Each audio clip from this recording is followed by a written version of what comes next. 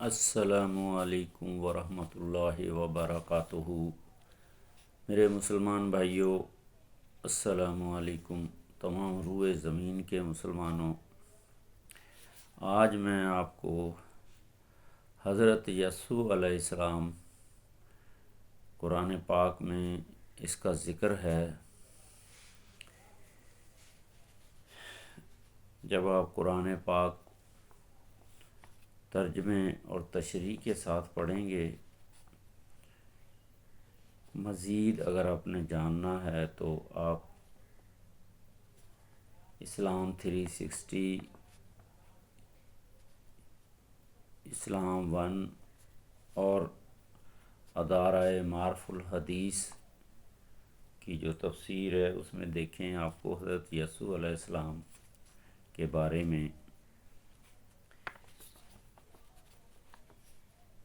ذکر کیا گیا ہے۔ ان کا مختصر سا واقعہ ہے۔ روشری پڑھ رہا ہوں۔ اللہم صلی علی سیدنا محمد وعلی آل سیدنا محمد بعدد کل شیء فی الدنیا والآخرہ۔ اللہ کے نبی یسوع بن خطوب، جو حضرت یوسف علیہ السلام کی نسل میں سے تھے، حضرت یسوع علیہ السلام نے حضرت الیاس علیہ السلام کے ہاتھ پر پرورش پائی اور ان کے ساتھ کوہ کاسیوں میں مقیم رہے۔ جب حضرت الیاس علیہ السلام کا انتقال ہوا تو یسوع علیہ السلام نے اپنی قوم میں ان کی جگہ لی۔ حضرت الیاس علیہ السلام کے بعد حضرت یسوع علیہ السلام نے دین کی دعوت کے لیے اللہ تعالیٰ نے ان کو چنا اور اللہ تعالیٰ نے انہیں نبوت عطا فرمائی۔ انہوں نے اپنی قوم کو اللہ سبحانہ وتعالیٰ کی طرف دعوت دی اور حضرت الیاس علیہ السلام کے طریقے اور شریعت پر قائم رہے۔ ان کے زمانے میں بڑے بڑے واقعات اور سنگین گناہ ہو گئے تھے۔ زمین میں ظالم اور جابر بادشاہوں کی کثرت ہو گئی تھی۔ انہوں نے انبیاء علیہ السلام کو، ان بادشاہوں نے انبیاء علیہ السلام کو قتل کیا اور نیک لوگوں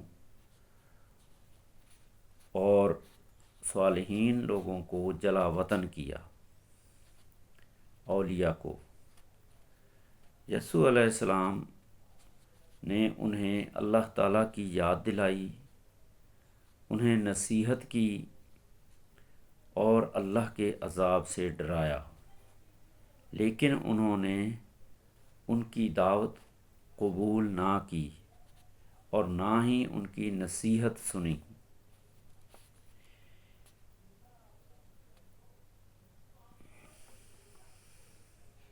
چنانچہ اللہ سبحانہ وتعالیٰ نے ان سرکش لوگوں پر ایسے بدترین افراد مسلط کر دیا جو انہیں سخت عذاب دیتے تھے۔ پھر اللہ سبحانہ وتعالیٰ نے اپنے نبی یسوع علیہ السلام کو وفات دے دی۔ ان کی وفات حضرت عیسیٰ علیہ السلام سے 480 سال پہلے ہوئی اور انہیں سامرا کوئی علاقہ ہے اس روئے زمین پہ، اس میں دفن کیا گیا۔ تو میرے بھائیوں، حضرت یسوع علیہ السلام کا ذکر قرآن کے اندر ہے۔ مزید تفصیل اس کی جب آپ قرآن پڑھیں گے، ترجمے کے ساتھ پڑھیں گے تو آپ کو سمجھ آئے گی۔ یہ حضرت الیاس علیہ السلام کے بعد تشریف لائے اور مختصر زندگی گزاری اور دین کی دعوت دیتے ہوئے وفات پا گئے۔ اللہ تعالیٰ ہمیں بھی اللہ تعالیٰ کے پیغام کو، اللہ تعالیٰ کے احکامات کو سمجھنے کی توفیق دے اور اس پہ عمل کرنے کی توفیق دے، اور اس کو تمام روئے زمین کے ان مسلمانوں تک، انسانوں تک اللہ تعالیٰ کا پیغام پہنچانے کی توفیق دے، ہمت دے، طاقت دے۔ میرے بھائیوں، یہ مختصر تحریریں ہیں جو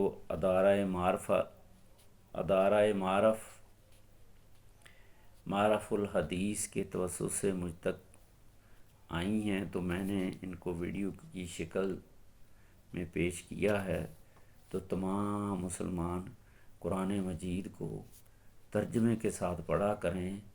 جب وہ ترجمے کے ساتھ پڑھیں گے تو ان کو اللہ کے تمام نبیوں کی زندگیوں گزارنے کا اور اللہ تعالیٰ کے احکامات پہ عمل کرنے کا اور اللہ تعالیٰ کے پیغام کو دنیا تک پہنچانے کا طریقہ کار سمجھ آ جائے گا۔ تو میرے بھائیوں، قرآن مجید کو ترجمے کے ساتھ پڑھا کریں۔ اللہ تعالیٰ سب کو سمجھ دے، عقل دے، ہدایت دے۔ یہ جتنے بھی واقعات میں ویڈیو کی شکل میں کرتا ہوں، یہ قرآن کے اندر ان کا ذکر ہے، تفصیلاً ذکر ہے۔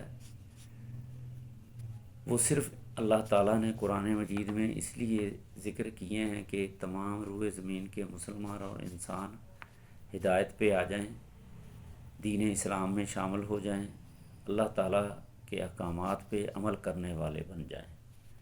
تو میرے بھائیوں، یہ جتنے بھی پیغام، احکامات قرآن مجید میں اللہ تعالیٰ نے واقعات بیان کیے ہیں، یہ اللہ کے آخری نبی حضرت محمد صلی اللہ علیہ وآلہ وسلم کے توسط سے ہم تک پہنچے ہیں قرآن مجید کی شکل میں۔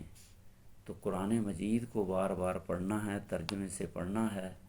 جب آپ مکمل قرآن مجید کو ترتیب وائز پڑھیں گے تو آپ کو یہ واقعہ سامنے آئیں گے۔ یہ صرف مسلمانوں اور انسانوں کی ہدایت کے لیے ہیں۔ درود شریف پڑھ رہا ہوں، آپ لوگ بھی پڑھیں۔ اللہم صلی علی سیدنا محمد وعلی آل سیدنا محمد بعدد حروف کلام اللہ۔ یا اللہ سلامتی بھیج حضرت محمد صلی اللہ علیہ وسلم پر اور ان کی آل و اولاد پر، تمام اس روئے زمین کے مسلمانوں پر، اللہ کے نبی کی آل و اولاد پر، اس قرآن مجید کے حروف کی تعداد کے برابر۔ آمین ثم آمین یا رب العالمین۔